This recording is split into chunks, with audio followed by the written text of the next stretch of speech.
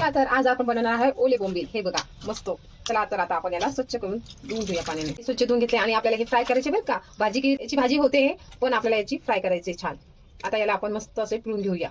पूर्ण पाणी निथरून टाकायचं अशी छानपैकी. हे बघा मी कशी पिळून ठेवले. रवा घेतला आहे मी. माझ्याकडे भाजीचं पीठ आहे म्हणून भाजीचं पीठ टाकणार आहे. ऑप्शन आहे, तुम्ही तांदळाचं टाकू शकता. जर नसल्यास तुम्ही आपलं बेसिक पीठ टाकू शकता. हळद, धना पावडर, लाल तिखट, थोडासा घरचा काळा मसाला, चिकन मसाला ऑप्शनल आहे. चव वाढते आणि टाकू शकतात, नसले तरी चालेल. आणि इथे फिश मसाला. आता चवीनुसार मीठ प्रमाणच टाका, कारण बोंबील असतात ना ऑलरेडी खारट असतात. आता हे छानपैकी मिक्स करून घेऊया.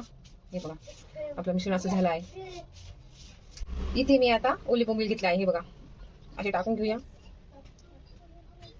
आणि हे छानपैकी असं मिक्स करून घेऊया, जेणेकरून हे मिश्रण या ओल्या बोंबलाला लागून जाईल. हे बघा हे असं होतंय. छान असं दाबून दाबून लावूया. ही सगळे ओले बोंबील असे पिठामध्ये आपल्या मिश्रणात गुळून घेतले आहे. हे बघा छानपैकी. दिसायला इथे ड्राय दिसतात पण ते तेलात बरोबर असे छान क्रिस्पी होऊन येतात.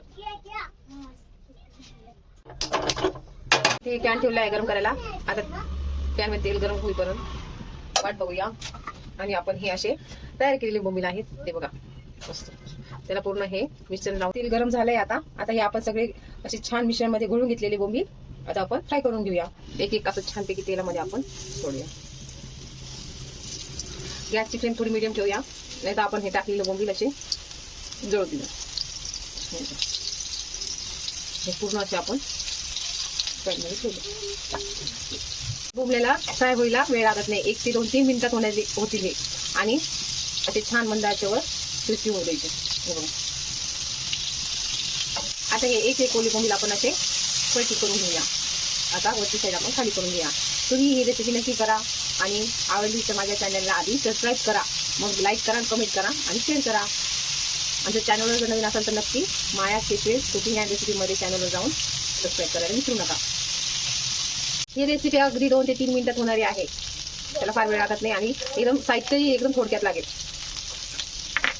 काढू. हे बघा एकदम छानपैकी आता सर्व करून घेऊया. खायला एकदम गरम गरम